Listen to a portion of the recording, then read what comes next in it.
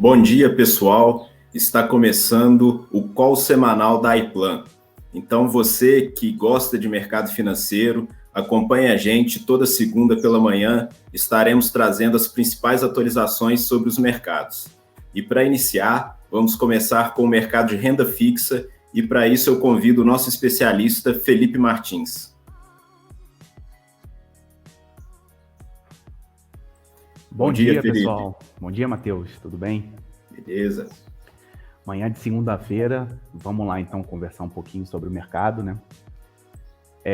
Para falar de renda fixa, a gente tem que voltar um pouquinho no tempo e entender de alguns aspectos da economia, mas sem complicar muito. Vou falar aqui de uma maneira bem simples. A primeira coisa que a gente está sempre olhando é a taxa básica de juros, né? A chamada taxa Selic, que a gente ouve falar aí bastante. Então, fazendo um retrospecto aí de mais ou menos um ano, a trajetória da taxa Selic, ela vinha numa trajetória de queda, por uma série de fatores aí antes da pandemia, tá? Mas aí a pandemia acelerou essa trajetória de queda e fez com que ela chegasse no seu menor patamar possível, né? Possível não, chegou a ser no seu menor patamar da história. Foi de 2% ao ano aqui no Brasil. O Banco Central tinha um objetivo com isso, né, que era minimizar os efeitos aí dos fechamentos, dos lockdowns e tudo mais, dar um pouco mais de estímulo para a economia ao mesmo tempo em que ela estava também parando por causa da própria pandemia. Só que parece que ele exagerou na dose e isso agora começou a cobrar um pouco do seu preço por meio de outra métrica que a gente tem, né, também quando olha a renda fixa e mercados em geral, que é a inflação, né, que a gente também ouve falar muito. Então, o que aconteceu? A taxa Selic ficando nesse patamar de 2% ao ano durante um bom tempo, trouxe um certo estímulo e também o próprio auxílio do governo, não questionando o auxílio em si ou não, mas como uma forma de expansão monetária, que a gente diz, basicamente seria imprimir dinheiro, né, ligar uma maquininha e imprimir. Isso fez com que a inflação realmente tivesse já uma expectativa de alta.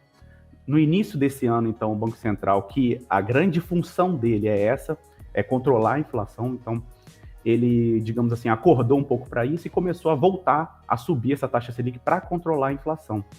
Mas, como muita gente diz aí, faz uma analogia no mercado, né, a inflação ela é um indicador atrasado e é meio que você tentar manobrar um navio, um transatlântico. Não adianta você virar o volante se ele não vai virar na hora, ele tem toda uma inércia. Então está começando a aparecer isso agora, e eu queria mostrar isso colocando um gráfico na tela.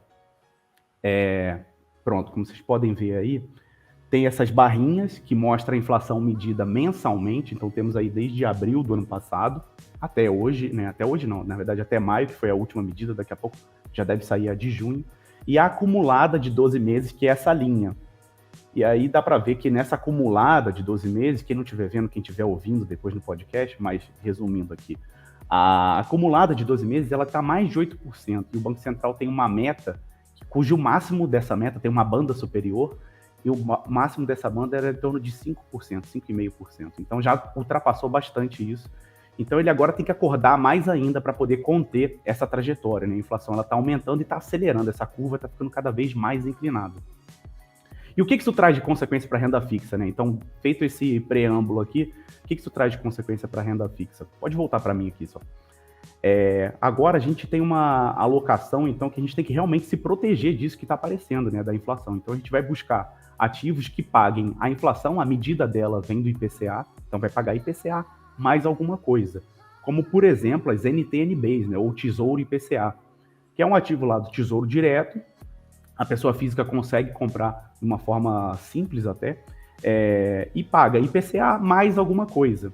E esse mais alguma coisa que está pagando, ele está até maior do que costumava ser há um tempo atrás. Então eu queria colocar uma outra tela aqui também, um outro gráfico. Pode botar aí novamente, por favor. E aqui a gente vê essa alteração. Então na primeira linha, a de baixo, a gente tinha o quanto esse acréscimo estava sendo pago, né, lá no Tesouro Direto. Há um mês atrás, mais ou menos, né, no dia 4 de junho.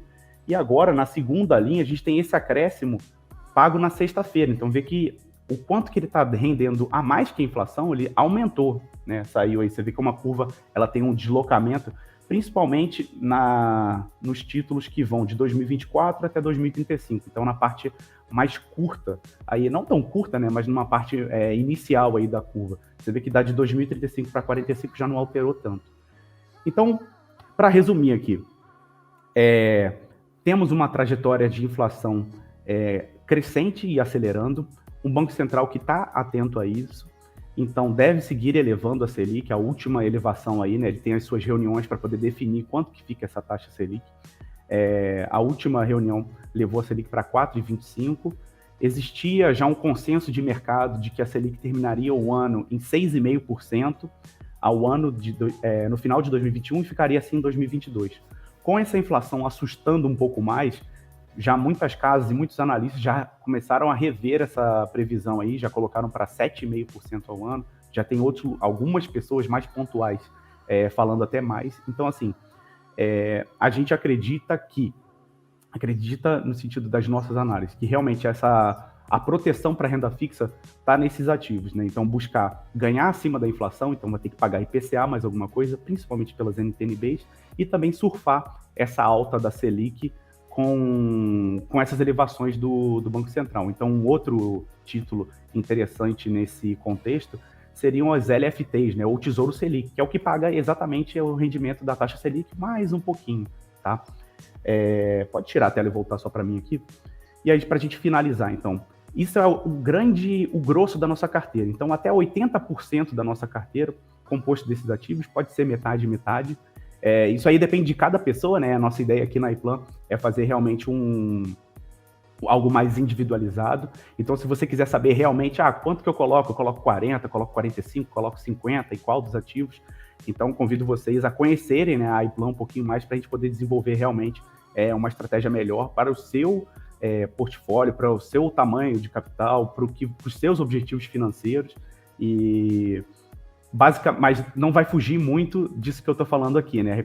De novo, não é recomendação de investimento direto, mas a nossa carteira está alocada em grande parte em ativos pagando IPCA, mais alguma coisa para proteger da inflação, e também a Selic. E aí, para finalizar agora, pré-fixados, né? Seria a última categoria aí de ativos, né, da renda fixa, que paga realmente uma taxa que você contrata ali no início e pronto. Ainda tem espaço para eles? Tem. Desde que eles sejam curtos, porque como a Selic está aumentando, então você vai deixar de surfar essa onda aí, além de outras consequências, tá?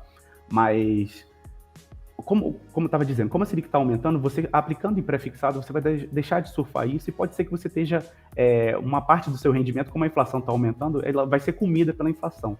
Então, se a duração dele, né, ou a duration, como a gente chama no mercado, for curta e a taxa também tiver boa, como tem em algumas plataformas, né? Então eu cheguei a ver, por exemplo, na sexta-feira, pré-fixado, pagando 11% para 6 meses, o que é uma taxa muito legal, e isso em títulos que têm garantia do FGC. A gente pode comentar sobre o FGC num outro call, né, para as pessoas poderem entender um pouquinho mais, mas enfim, é um título bem seguro, e a pessoa consegue ter uma rentabilidade legal aí num período curto, de 6 meses. Então teria, sim, um último espacinho aí de até 20%, também poderia ficar sem nada, mas como eu disse mais uma vez, né, isso depende de cada investidor, do tamanho da carteira, do qual é o objetivo financeiro dele, se é muito longo prazo, mais de 10 anos, ou se é um médio prazo, 5 anos. Então, se a pessoa quiser realmente saber qual a alocação ideal para ela, convido mais uma vez a visitar o nosso site para que a gente possa fazer um estudo aí, caso a caso, e realmente dar uma recomendação mais precisa. Certo? Era isso que eu tinha para falar, Matheus. Tem alguma coisa que você queira comentar, perguntar? Não, é só isso mesmo, acho que ficou bem claro, né, a questão da sugestão de alocação. Realmente o foco agora é IPCA e as taxas pós, né, mas também tendo espaço para pré, dependendo de qual seja a taxa e o perfil de cada um. Então agradeço, Felipe Martins. Obrigado, gente, bom dia e boa semana para vocês.